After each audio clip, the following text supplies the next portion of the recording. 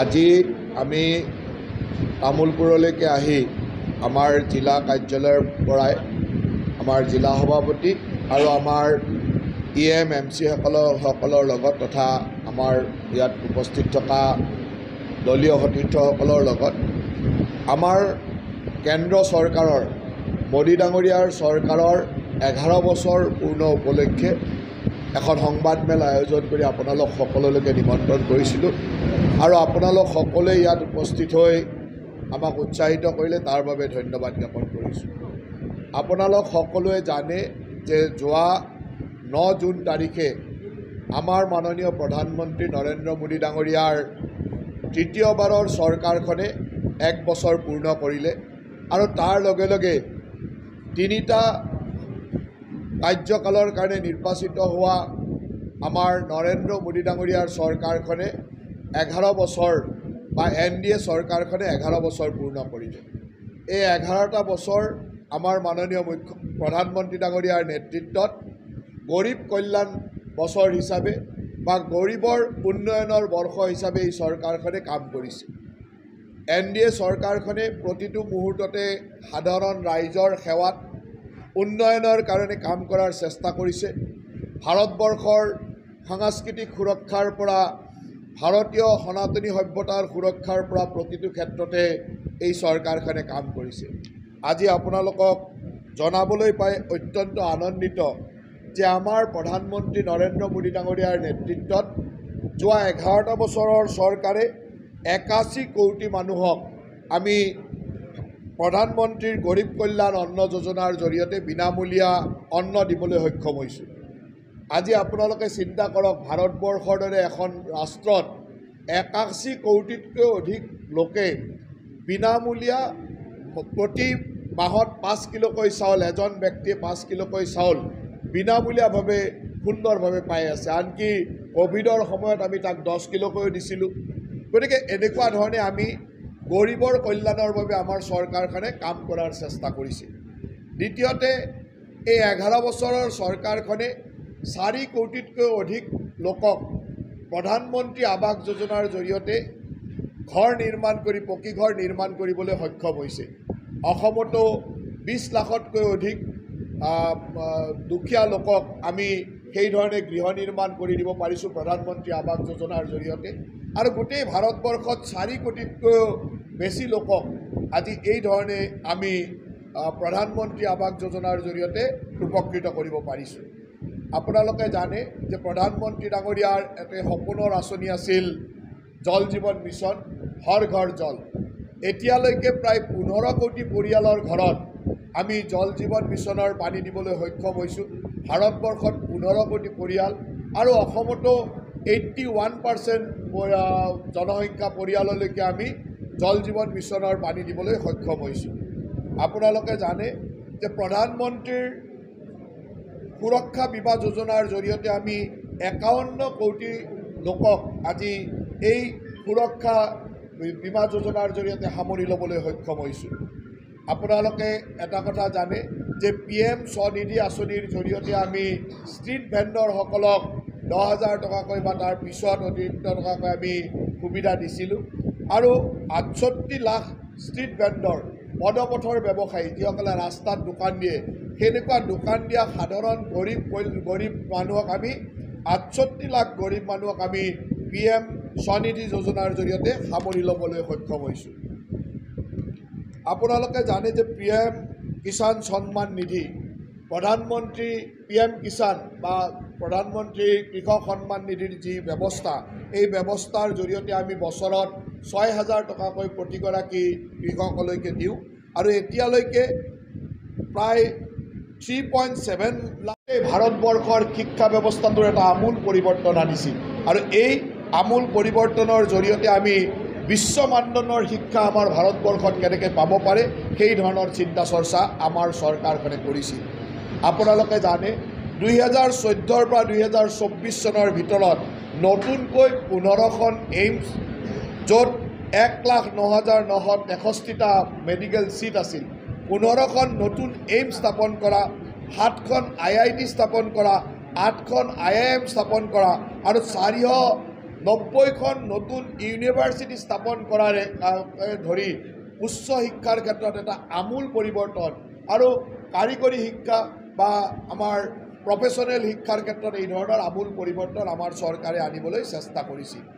আপোনালোকে জানে যে আপোনালোকৰ গাঁওবিলাকতো দেখিছে যে PM শ্ৰী যোজনাৰ জৰিয়তে আমি বহু স্কুলৰ মডাৰ্ণাইজ বা নতুন আধুনিকৰণ কৰিছিলোঁ।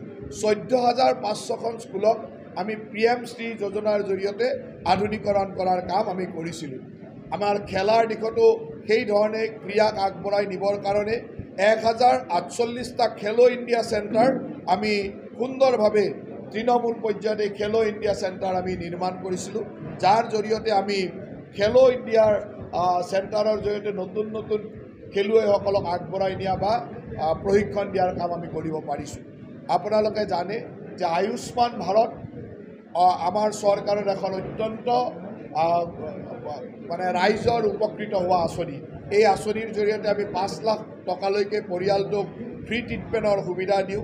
এতিয়ালৈকে প্ৰায় 55 কোটি মানুহে এই ধৰণৰ য'ত ছিনিয়ৰ চিটিজেন 70 বছৰৰ ওপৰৰ মানুহ আছে, তেনেকুৱা লোকে 55 কোটি মানুহৰ আমি আয়ুষ্মান ভাৰতৰ দ্বাৰা আমি উপকৃত কৰিবলৈ সক্ষম হৈছোঁ। আপোনালোকে জানে যে আজিৰ তাৰিখত 70 বছৰৰ বয়সৰ ওপৰৰ যিকোনো ব্যক্তি আয়ুষ্মান ভাৰতৰ দ্বাৰা আমি সামৰি লৈছোঁ।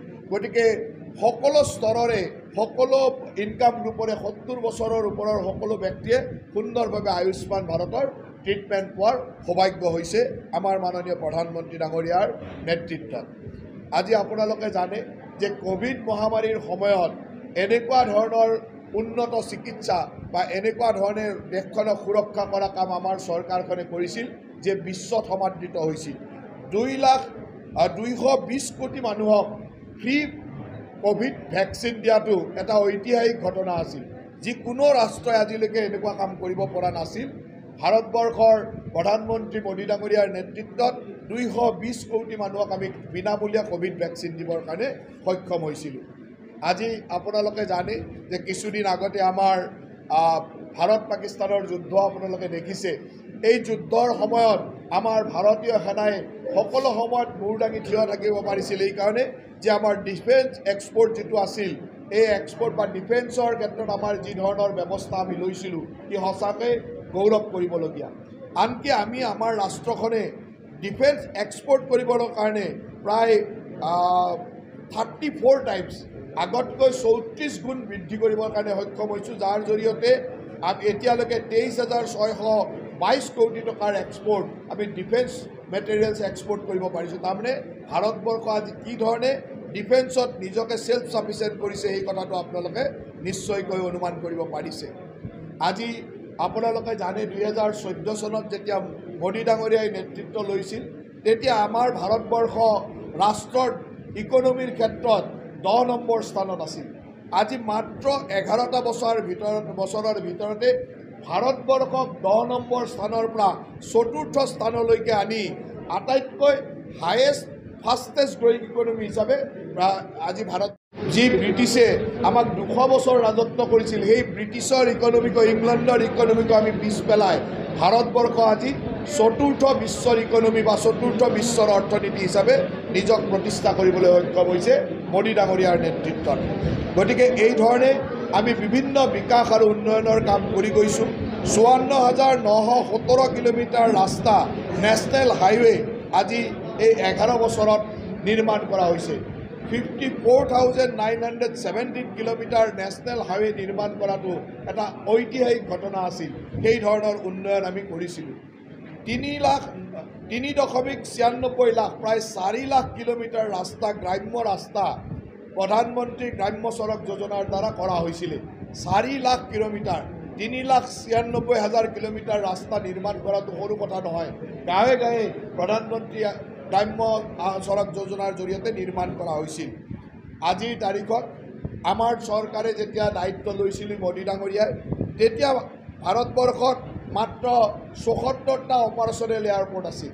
আজি এই 74টা এয়াৰপৰ্টৰ পৰা 160টালৈকে উন্নীত কৰা, 160টা অপাৰেশ্যনেল এয়াৰপৰ্ট বনোৱাটো মোদী ডাঙৰীয়াৰ কাৰ্যকালৰ এটা সফল অধ্যায় আছিল। আজি আপোনালোকে জানে যে 86খন নতুন এয়াৰপৰ্টত 88টা নতুন ডেষ্টিনেশ্যনক উড়ান স্কিমৰ যোগেদি এয়াৰ কানেক্টিভিটি কৰা হৈছিল, য'ত আমাৰ ভাৰতবৰ্ষত এয়াৰ কানেক্টিভিটি যথেষ্ট বৃদ্ধি কৰাৰ কাৰণে চেষ্টা কৰা হৈছিল। আজি আপোনালোকে জানে 136খন বিশ্ব মানদণ্ডৰ বন্দে ভাৰত ট্ৰেইন আজি বিভিন্ন ঠাইত চলি আছে। 136খন world class Vande Bharat train চলি থকাটো, অপাৰেশ্যনেল হৈ থকাটো আমাৰ কাৰণে এটা গৌৰৱৰ বিষয়। ঠিক তেনেদৰে আমি সংস্কৃতি ৰক্ষাৰ ক্ষেত্ৰতো, ভাৰতীয় সংস্কৃতি ৰক্ষাৰ ক্ষেত্ৰতো আমি যথেষ্ট সুদক্ষতাৰে মোদী ডাঙৰীয়াই কাম কৰিছিল। আপোনালোকে জানে যে ৰাম মন্দিৰ নিৰ্মাণ আমাৰ 500 বছৰীয়া কল্পনা আছিল। 500 বছৰীয়া কল্পনাক বাস্তৱত ৰূপ দিবৰ কাৰণে মোদী ডাঙৰীয়াই সুন্দৰভাৱে কাম কৰিছিল। আজি অযোধ্যাকাশী বিশ্বনাথ কৰিডৰ নিৰ্মাণ ই ভাৰতবৰ্ষৰ গৌৰৱক উজ্বলাই লৈ গৈছে। আজি ঠিক তেনেদৰে মহাকাল লোক উজ্জয়নত মহাকাল লোক নিৰ্মাণে আমাৰ ভাৰতবৰ্ষৰ সনাতনী সংস্কৃতিক আৰু আগবঢ়াই নিছে।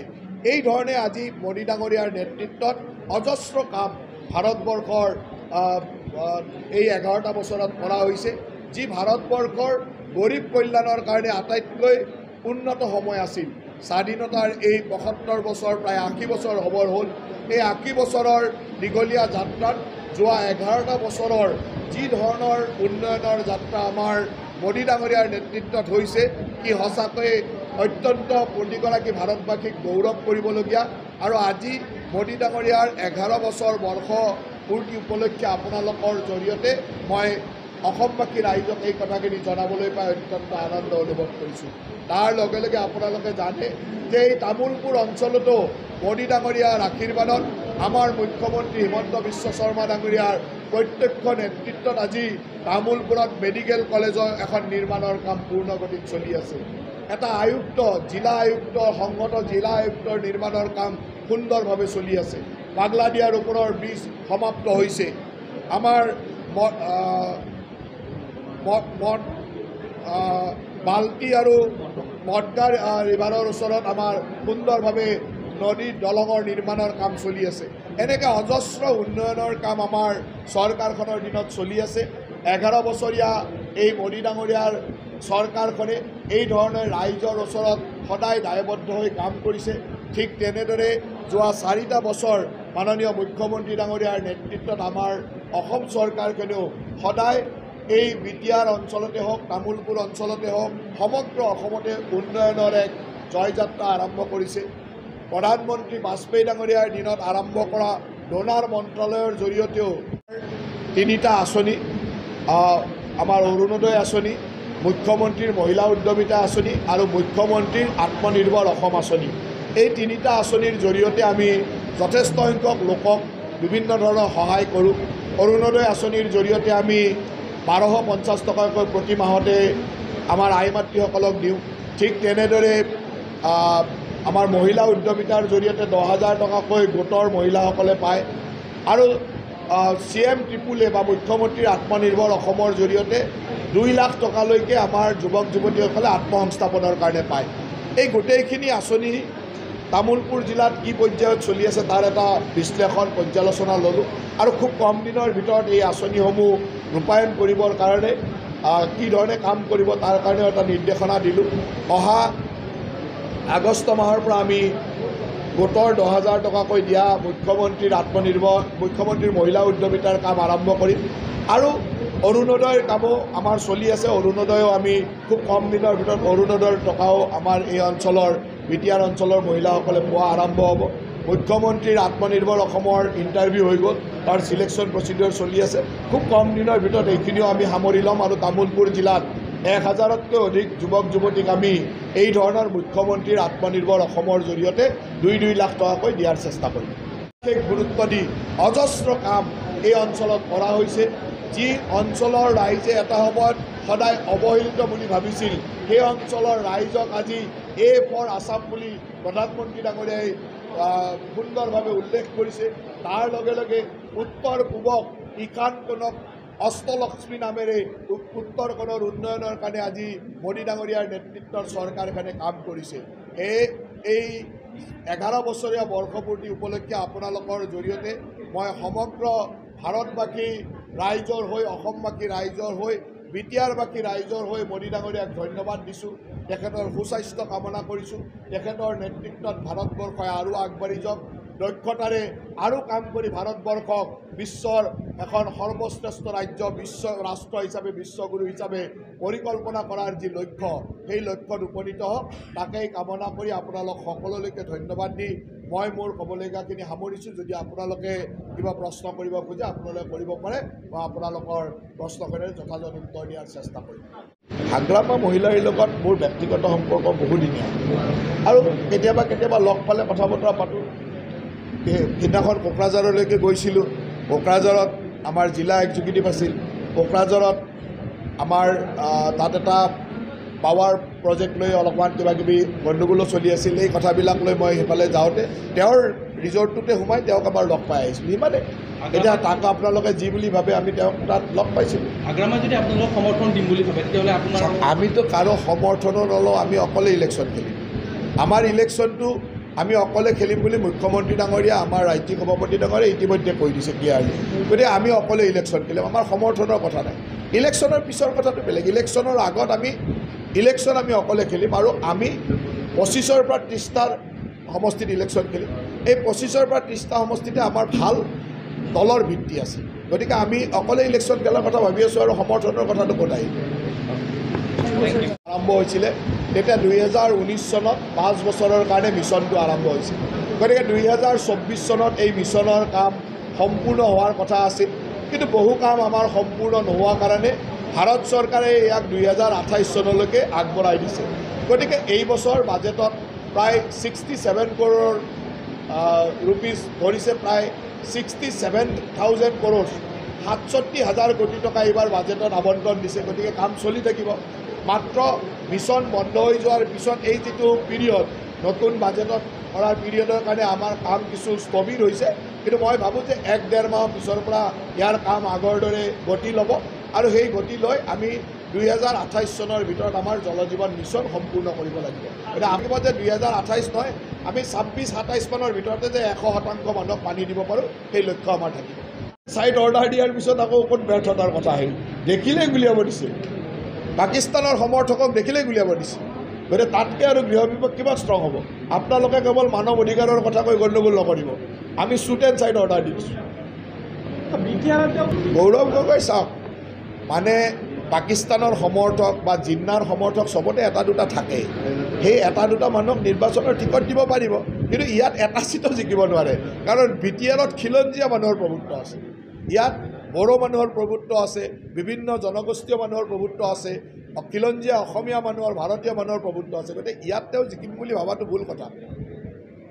তাৰে এটা দুটা সমষ্টি হয়তো ক'ৰবাত অনুপ্ৰৱেশকাৰীৰ যদি আধিপত্য আছে, তাত হয়তো তেওঁ চেষ্টা কৰিব, কিন্তু মই নাভাবোঁ ইয়াত কোনোবা 40টাৰ ক'ৰবাত জিকিব পাৰিব বুলি। মই জিকাৰ চিট দেখা নাই। কিন্তু চুক্তিৰ অধিকাংশ কামেই হৈছে, কিছুমান কাম এতিয়াও হৈ উঠা নাই, সেই কামবিলাক চলি আছে। আৰু BTR চুক্তি যিহেতু কাৰ্যক্ষম হৈ আছে আৰু এই কামটো চলি থাকিব। দেখিছেই যে BTR চুক্তিৰ বহুকেইটা দফা কমপ্লিট হ'ল আৰু যিখিনি বাকী আছে সেইখিনিও প্ৰধানমন্ত্ৰী আৰু মুখ্যমন্ত্ৰী ডাঙৰীয়াৰ নেতৃত্বত সুন্দৰভাৱে হ'ব।